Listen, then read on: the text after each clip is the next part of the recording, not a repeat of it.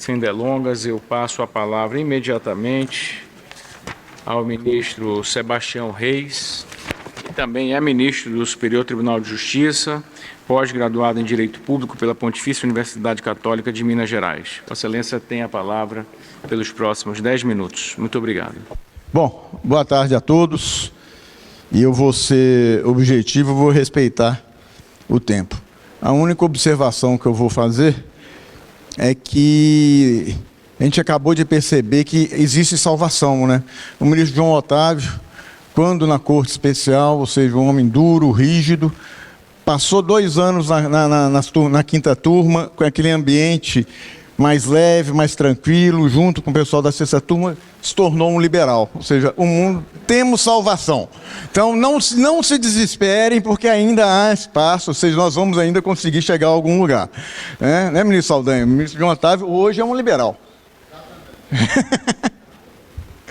Bom, a minha ideia aqui, eu não sei, ou seja, quem é da área penal tem acompanhado, mas quem talvez não seja como meu querido amigo professor Luiz Greco, está um pouco distante do que tem acontecido no Brasil.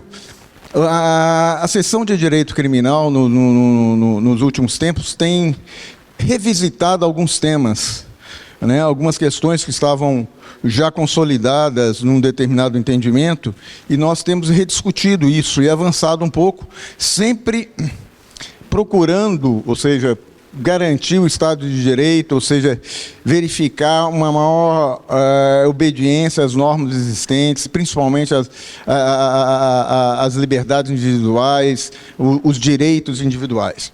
Eu vou fazer, ou seja, eu vou deixar à disposição da organização do evento essa apresentação, mas eu vou só falar rapidamente, até tendo em vista o tempo, algumas decisões recentes da terceira sessão.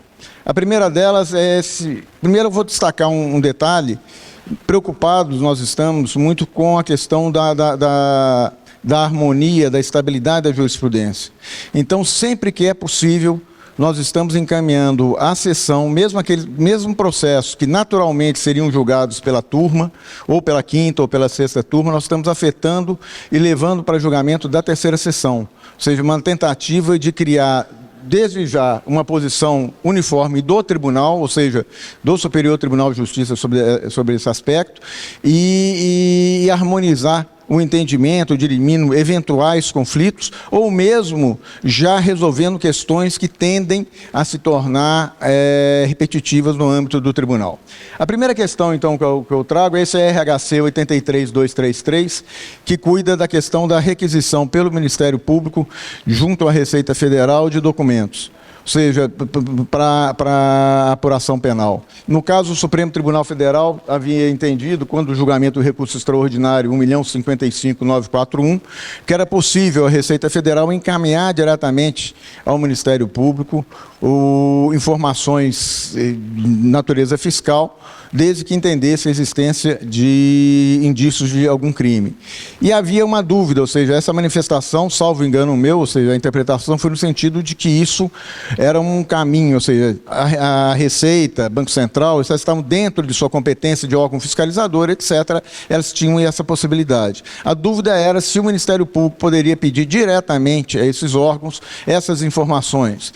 E nós chegamos à conclusão que esse pedido depende necessariamente de uma autorização judicial. Ou seja, o Banco Central, a Receita, pode encaminhar ao Ministério Público, independente de autorização judicial, mas o caminho inverso não é possível. Não há uma proibição de que o Ministério Público solicite essas informações. A única coisa que existe é uma condicionante à autorização judicial.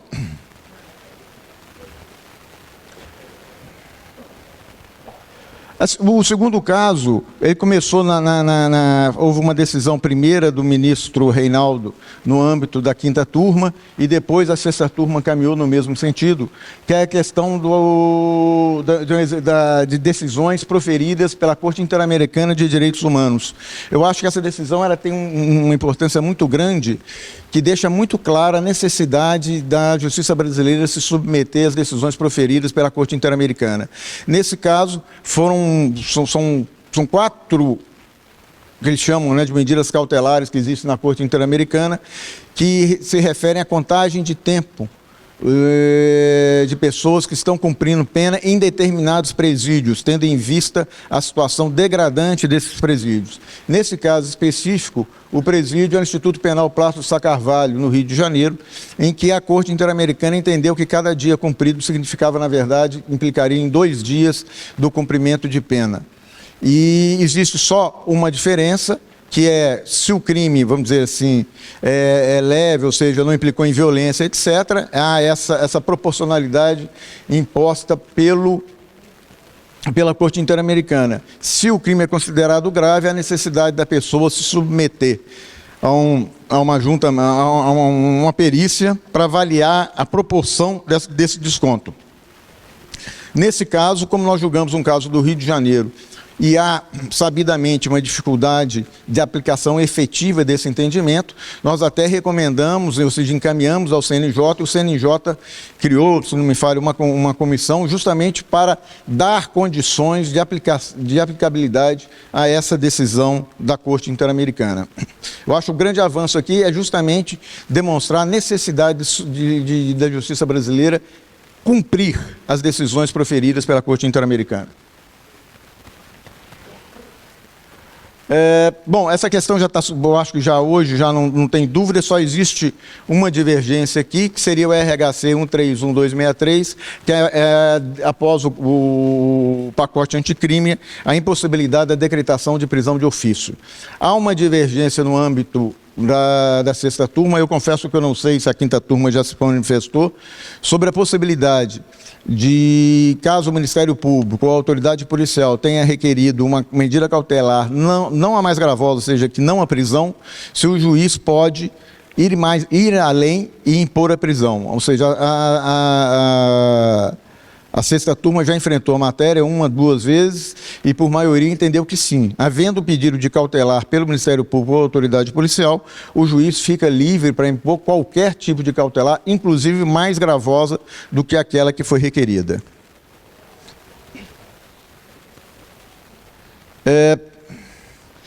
O outro avanço que houve, eu acredito que foi muito decorrente da pandemia, foi a possibilidade da utilização do habeas corpus coletivo. Ou seja, é claro que não é uma regra geral, você não vai utilizar esse instituto sempre que, ao seu bel prazer, mas sempre que existir condições de você fixar uma decisão que atenda um grupo certo e determinado de pessoas, é possível a utilização do habeas corpus coletivo. Nós utilizamos algumas vezes já durante a pandemia, esse caso aqui é um dos exemplos, né? Mas também, ou seja, volto a falar, não é uma regra geral, não é possível a utilização em qualquer situação. Essa aqui eu acho que foi um dos grandes avanços recentes do Superior Tribunal de Justiça, que se refere à questão do reconhecimento fotográfico. Ou seja, existem regras no Código de Processo Penal que impõem procedimento a ser adotado por ocasião do reconhecimento pessoal e reconhecimento fotográfico.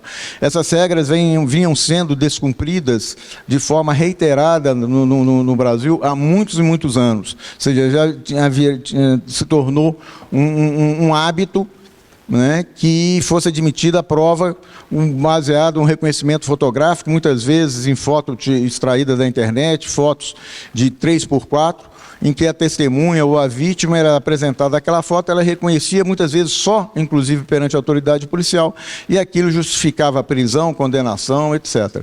Então houve uma chamada de atenção por parte do tribunal quanto a isso, impondo, primeiro, a necessidade de que se obedecesse os critérios estabelecidos no artigo 226. E, em segundo lugar, que mesmo se obedecendo a esses critérios, um olhar especial para esse tipo de prova, tendo em vista a falibilidade da memória do ser humano, ou seja, não é confiável, né? Você pega muitas vezes uma situação num ambiente escuro, corrido, um fato que aconteceu às vezes há meses, anos atrás, você imaginar que uma pessoa 2, 3 anos depois, também numa situação de um ambiente não favorável, mesmo perante um juiz, tenha certeza absoluta de um reconhecimento, né? Então, há não só a obediência, como também a relativização desse tipo de prova.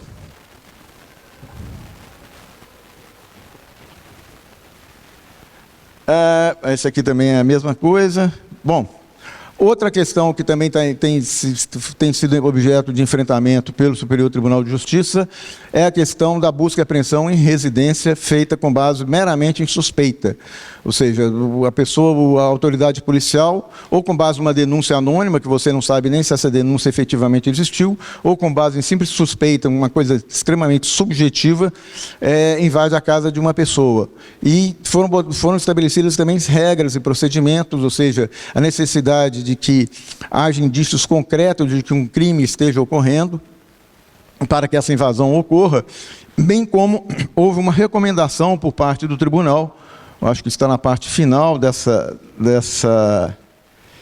decisão, exatamente, de que que os estados se estruturassem para utilizarem não só a questão de câmera, como também, às vezes, no caso de autorização do dono da casa, da autorização ser num texto escrito, formalizado, ou perante a presença de testemunhas. Ou seja, também é uma preocupação com abusos que vêm acontecendo nos últimos tempos, nós todos sabemos disso. Essa questão, inclusive, ela foi objeto de exame pelo Supremo Tribunal Federal. Aquela decisão que eu apresentei anteriormente, ela foi objeto de um recurso extraordinário, foi dado provimento ao recurso extraordinário, uma decisão do ministro Alexandre de Moraes, que afastou a parte final, ou seja, a parte referente à necessidade de câmeras, etc. Só que julgando a DPF 635, o Supremo Tribunal que cuidou daquela questão das operações nas favelas cariocas, o próprio Supremo Tribunal Federal reiterou esse tipo de recomendação, ou seja, a necessidade da polícia se estruturar de modo a ter elementos que corroborem a legitimidade dessas operações. Há uma ressalva do ministro Alexandre de Moraes, que entende que mesmo naqueles casos em que não tenham ocorrido essas formalidades, tenham sido atendidas essas formalidades, se a operação deu resultado, não há problema nenhum. Agora, se a operação não surtir efeitos, ou seja, entrarem na casa de uma pessoa durante a madrugada e não encontrarem nada, a autoridade policial deve ser responsabilizada. Esse foi um HC coletivo também que cuidou da busca e apreensão em comunidades do Rio de Janeiro. Nulidade de pronúncia, ou seja, o tribunal admitia que as pronúncias fossem aceitas com base exclusivamente em depoimentos ou provas produzidas perante a autoridade policial. O Superior Tribunal de Justiça mudou o seu entendimento e entendeu que a pronúncia estava condicionada a provas produzidas em juízo. Busca pessoal, a mesma linha de raciocínio da questão da busca e apreensão em residência. Ou seja, é muito comum, ou seja, quem está no dia a dia do direito penal vai verificar que as buscas, a autoridade policial fala que uma determinada pessoa estava numa atitude suspeita na rua, para a viatura, encosta a pessoa na parede, faz o tradicional baculejo, né, sem que haja nenhum indício concreto de que alguma ilegalidade estava presente, algum crime estava ocorrendo. Então, também nós estamos impondo limites a esse tipo de procedimento.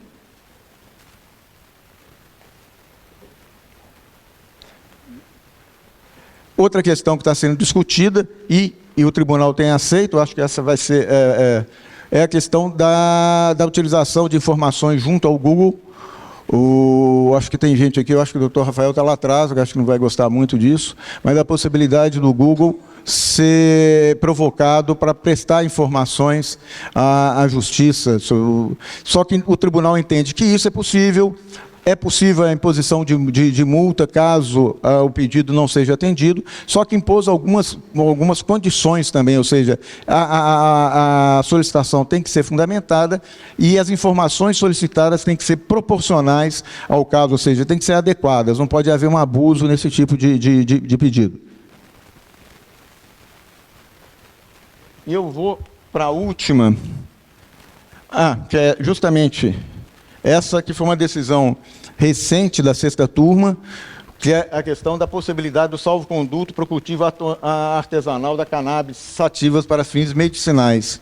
Foram 2 processos que foram julgados na semana passada, um da minha relatoria, outro da relatoria do ministro Schietti. Houve um posicionamento unânime da sexta turma. Eu não sei como é que a quinta turma vai enfrentar isso depois. Ela encara de uma outra forma, ela encara que existe uma necessidade, é uma questão administrativa e não de natureza penal.